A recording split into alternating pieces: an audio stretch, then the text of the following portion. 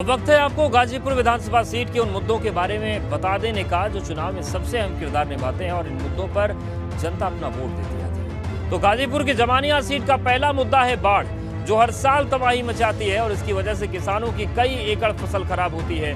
दूसरा मुद्दा जल जमाव का है, जो लंबे अरसे से इलाके में लोगों के लिए परेशानी का सबब बना है।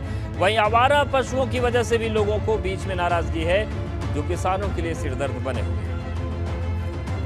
तो ये तीन मुद्दे हैं जिन पर सब कुछ तय होता है। गाजीपुर के जवानिया सीट की विधायक सुनीता सिंह का कहना है कि उन्होंने इलाके में जो विकास किया है उसी के दम पर वो 22 के रण में चुनाव जीत उतरेंगे, जबकि पूर्व विधायक ओम प्रकाश सिंह ने उनके दावों पर सवाल खड़े किए।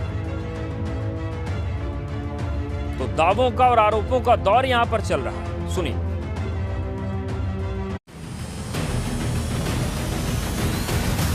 जमनिया में सर्वांगीण विकास ही चुनाव का मुद्दा होगा। जिस तरह से 30 सालों से हमारे विपक्ष के जो नेता रहे हैं वो उन्होंने जमनिया में जिस तरह से लूट खसोट मचाई है और विकास के नाम पे जीरो रहा है जमनिया, तो हम इसी मुद्दे पर उनको परास्त करेंगे कि हमने विकास किया। हम जब भी लड़ेंगे विकास के मुद्दे पर लड़ेंगे, क्योंकि आप जमनिया में आप देख लीजिए, जमनिया घाट से चक्का बांध तक 110 करोड़ रुपया, 70 करोड़ रुपया मैंने दिलवाया और आज भी वो काम पूरा नहीं हुआ।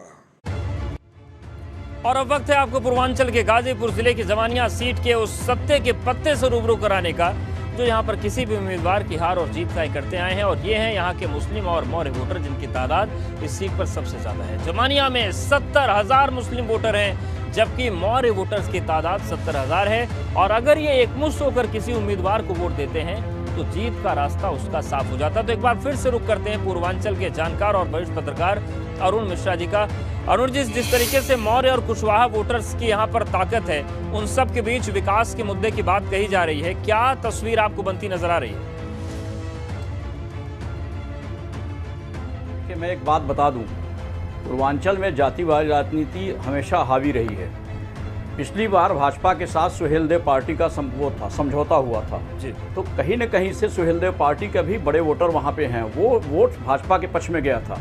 मुसलमानों का जहाँ तक वो सपा और कांग्रेस की तरफ उनका हमेशा झुकाव रहा है। तो ऐसी स्थिति में कुशवाहा वहाँ के वो जो वोटर होंगे वो यह तय करेंगे कि किसकी जीत होगी।